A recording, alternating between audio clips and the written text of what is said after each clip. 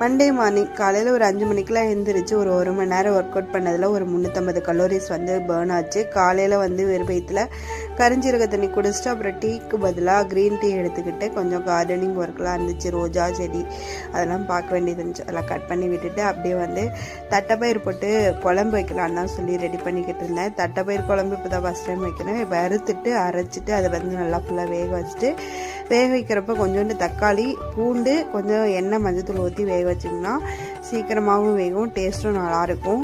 இந்த மாதிரி வேக வச்சுட்டு கடைஞ்சி எடுத்து வச்சுட்டு கொஞ்சமாக வெங்காயம், பூண்டு சேர்த்து தட்டி கொஞ்சம் வரமிளகாய் சேர்த்து தாளித்து விட்டு எடுத்து ஊற்றுனீங்கன்னா சூப்பராக ரெடி ஆகிடும். குழம்புட்டு சூப்பராக இருக்கும். அப்புறம் காலையில் பிரேக்ஃபாஸ்ட்டுக்கு சொரக்காய் ஜூஸ் தான் எடுத்துக்கிட்டேன். சொரக்காய் ஜூஸ் ரொம்ப வெயிட் லாஸுக்கு ரொம்ப ஹெல்ப் பண்ணும். அது இல்லாமல் குறைவான கலோரிஸில் கொஞ்சம் நிறைய ஊட்டச்சத்து, அதுக்கப்புறம் உடம்புல உள்ள கெட்ட கழிவுகள்லாம் நீக்கிறதுக்கு ரொம்ப ஹெல்ப் பண்ணுது. காலையில் அதுதான் குடித்தேன்.